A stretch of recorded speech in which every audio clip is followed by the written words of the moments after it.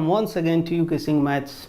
In this lecture, we will see the geometrical representation of a complex number. Now let us see how geometrically a complex number is represented in a plane. We have already discussed, but once again see this diagram on the right hand side. I have taken 4 different complex numbers in the 4 different quadrants and visualize how these are plotted in these 4 different quadrants. We have already studied that a complex number is visualized as an ordered pair. The plane in which this complex number is represented is known as complex plane. It is also known as Argand plane in the honor of mathematician Jean Robert Argand. It is also known as Argand diagram.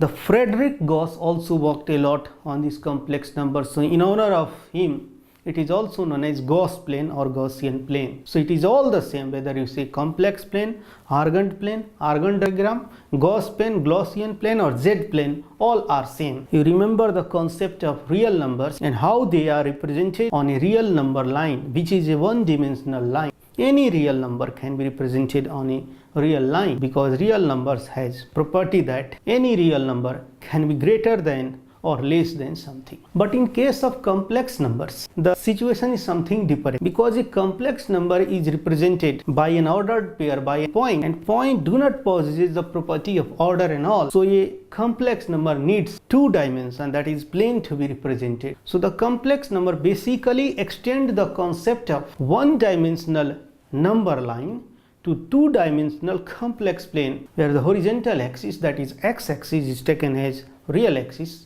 and the vertical axis or the y-axis is taken as imaginary axis. Geometrically, a complex number can be visualized in 2 ways. A complex number can be visualized as a point or it can be visualized as a position vector. From the basic knowledge of geometry, we know that a point needs a pair of coordinates to be represented in a plane. And from vector algebra, we know that a position vector needs magnitude and directions to be represented. We have already studied vector and scalar quantities in physics and we are already acquainted with this. We already know a position vector is a type of vector which joins a given point from the origin.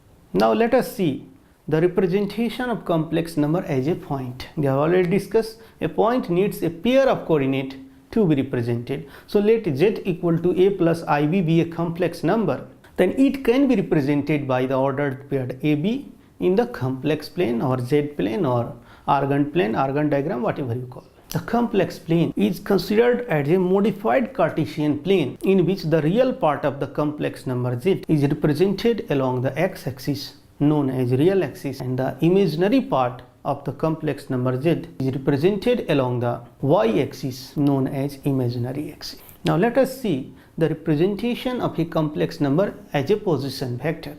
A complex number can be visualized as a position vector. So if z equal to a plus ib be a complex number, then it represents a position vector OP where O is origin and P represents ordered pair AB. And second is an angle theta which it makes with the positive direction of the real axis and it is given by the argument of this complex number z. So with the help of modulus of complex number and argument of complex number, a complex number can be represented as a position vector in the plane. Complex numbers has a very wide applications in various disciplines. At least it has made the life easy to various disciplines by its existence, and somewhere it has formulated the basis of that discipline, just like in quantum mechanics based on the complex numbers. It is one of the fundamental basis for the quantum mechanics in which wave nature is explained in terms of complex numbers and all. Complex numbers have a deep connections to geometry and all. A 2-dimensional quantity needs a plane to be represented, so a complex number needs a plane to be represented. Complex numbers possesses virtues and properties of both geometry and vector algebra, and because of this peculiar property, it has a very wide applications in various fields and all. Now once again let us have a look on this diagram. This diagram will give you an idea that where our complex number system stands in number system. Thank you for watching UKSing Maths. If you wish, you can like and subscribe UKSing Maths, our YouTube channel, to stay connected with us. You are free to comment on the content of the articles and suggest any improvement if any. Your suggestions are always welcome and highly appreciated. Thank you.